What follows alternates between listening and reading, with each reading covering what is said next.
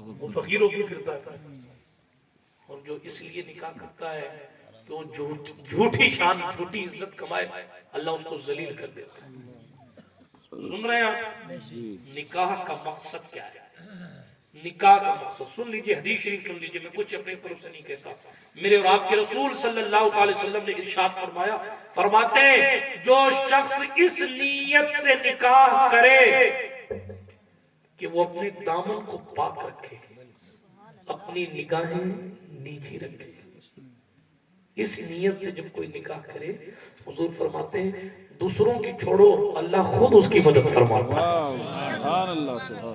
اللہ تبارک و تعالی خود اس کی مدد فرماتا ہے۔ آج کے معاشرے میں جو نکاح کی برکتیں ختم ہو رہی ہیں، اس کی ایک وجہ یہ ہے کہ ہم نے نکاح کی بہت سی وجہ، اس میں ایک وجہ یہ بھی ہے کہ ہم نے نکاح کی جو صحیح معنوں میں برکت تھی، جو اس نیت سے ملتی تھی، ہم نے اس نیت کو ڈیمیج کر دیا۔ ہم نے سوچا یار اب گھر میں کچھ بچا نہیں ہے، چلو بیٹے کی شادی کرتے ہوئے تو کچھ آئے گا، سمدھی تلاش کرتے ہیں وہ ہائی رینک کا، بہت پرانا شعر آ گیا ہے، سمدھی سمجھتے ہیں آپ؟ شدہ سمدھی تلاش کرتے ہیں وہ ہائی رینک کا، بیٹے کو سمجھ رکھا ہے چیک اسٹیٹ بینک کا۔ یہ مزاج ہو گیا۔ حالانکہ اگر آپ کسی پر ظلم کر کے اللہ اکبر مال کمانے کے لیے نکاح کر رہے ہیں، آج تو مل جائیں گے آپ کو لاکھ 2-4 لاکھ روپے، لیکن جناب پھر وہ جائیں گے کیسے، وہ آپ بھی اندازہ نہیں لگا پائیں گے، آپ کو بھی پتہ نہیں چلے گا وہ کہاں چلے گئے۔ بات سمجھ آ رہی ہے آپ کو؟ اسی لیے پیغمبر اسلام صلی اللہ علیہ وسلم نے فرمایا 4 چیزوں کی وجہ سے عورتوں سے نکاح کیا جاتا ہے، 4 چیزوں کی وجہ سے، اس کے حسن کی وجہ سے، خوبصورتی کی وجہ سے، اس کے مال کی وجہ سے، اس کے خاندان کی وجہ سے، اور اس کی دینداری کی وجہ سے۔ ٹھیک ہے، کسی میں ان 4 میں سے ایک تو ہو منیمم، اس کا مطلب یہ نہیں ہے کہ کسی کے پاس دینداری ہو اور حسن نہ ہو، یہ ضروری ہے، ایسا نہیں ہے۔ بہت سے لوگ یعنی غلط امپریشن لے لیتے ہیں۔ 4 چیزوں کی وجہ سے کیا جاتا ہے نکاح عورتوں سے، دینداری کی وجہ سے، خوبصورتی کی وجہ سے، خاندان اچھا ہونے کی وجہ سے، اور مال کی وجہ سے۔ 4 اوصاف میں سے ایک وصف تو ہوتا ہے، کسی میں چاروں ہوں تو سونے پہ سہاگا۔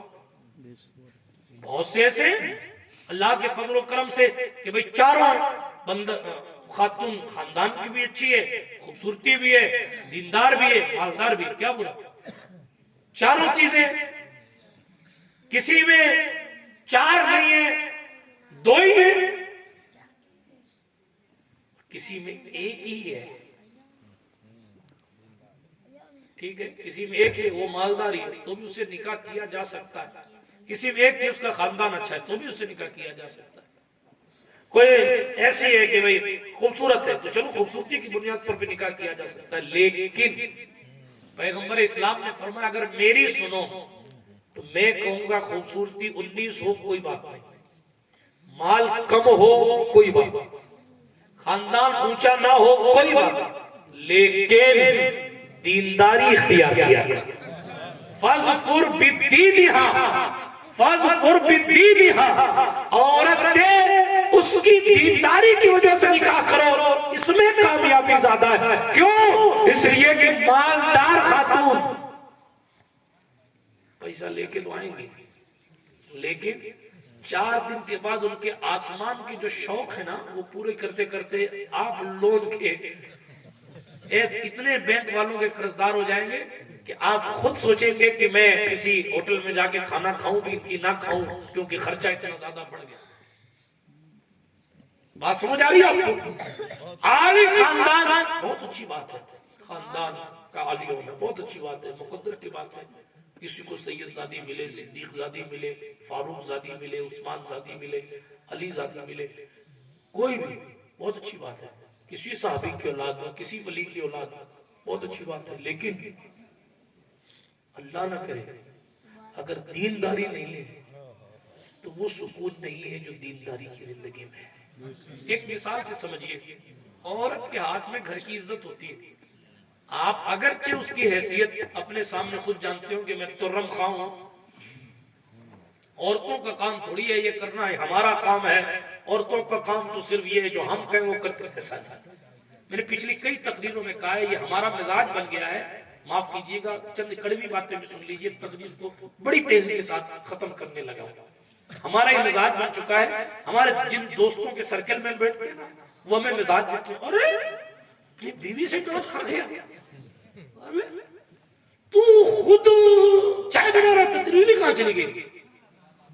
یہ ہمارا مزاج ہے۔ حالانکہ ام المومنین عائشہ صدیقہ فرماتی ہیں میرے محبوب صلی اللہ علیہ وسلم گھر کا کام خود کر دیا کرتے تھے۔ آپ بتائیے حضور سے بڑا کوئی ہو سکتا ہے؟ اللہ کے بندوں میں سب سے بڑے تو حضور ہیں، حضور سے اوپر صرف خدا ہے۔ جتنے فرشتے ہیں وہ سب حضور کے نیچے مرتبے کے اعتبار سے، جتنے نبی جتنے رسول ہیں سب حضور علیہ السلام کے نیچے مرتبے کے بعد از خدا بزرگ۔ تو یہ قصہ مختصر بس قصہ ختم، لیکن رضا نے ختم سخن اس پہ کر دیا خالق کا بندہ اور جتنی خلق ہے وہ سب کا آقا کہو سبحان اللہ۔ خالق کے بعد سب سے زیادہ عزت والے حضور ہیں، سب سے اسپیشل پروٹوکول حضور کا ہے، سب سے بلند مرتبہ حضور ہے، سب سے زیادہ عزت حضور کی ہے، یہاں تک کہ وہ جہنم میں گیا جو ان سے مستغنی ہوا ہے خلیل اللہ کو حاجت رسول اللہ۔ لیکن ام المومنین عائشہ صدیقہ کیا کہتی ہیں اگر حضور کی نالین شریفین میں بھی کچھ ہو جاتا تو حضور اپنی جوتیاں اپنے ہاتھوں سے ٹھیک کر لیتے۔ آج تو مزاج ہوگا پیر صاحب کی جوتی مرید اٹھائے گا، کئی پیر صاحب تو ایسے خطرناک ہیں کہ ان تو حرام سمجھتے ہیں اپنی جوتی خود سے پہن۔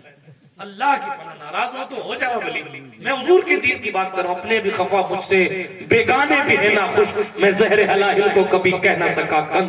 کئی پیر صاحبوں کا مزاج یہ ہے وہ ننگے پیر کھڑے رہے پہنے مرید آئے گا تو پہنے، ان کا اپنا مزاج انہیں مبارک، مگر پیغمبر اسلام کی نالین شریفین جس کی عظمت یہ ہے، ہم اہل سنت میں اتنا ادب ہے، ہمارا مسلک سراپا ادب ہے، ہمارے یہاں حضور کی جوتی مبارک اگر کسی نے توہین سے جوتیا کہہ دیا ہم کہتے ہیں وہ اسلام کے دائرے سے خارج ہو گیا، اس لیے کہ جو حضور کی جوتی کی عزت نہ کر سکے وہ مسلمان نہیں۔ بات سمجھ آ رہی ہے؟ ہم اتنے محتاط ہیں حضور علیہ السلام کہ شہر حضور علیہ السلام، اچھا یہ صرف یہ نہیں ہے یہ 100 سال یا 150 سال یا 200 سال کا عقیدہ ہے، جو ائمہ مسجد نبوی میں بیٹھ کر حدیث پڑھاتے تھے ان لوگوں کا بھی یہ عقیدہ ہے۔ امام بخاری کے پردادا شاگرد ہے، پردادا استاد ہے امام ابو یوسف، بخاری کے پردادا استاد امام ابو یوسف۔ لوگ کی سمجھتے ہیں آل کیا کہتے ہیں آپ؟ لوگ ہی کہتے ہیں یہاں یہ امام صاحب کون ہے؟ کھائی ہوگی ان تو بتائیں گے نا۔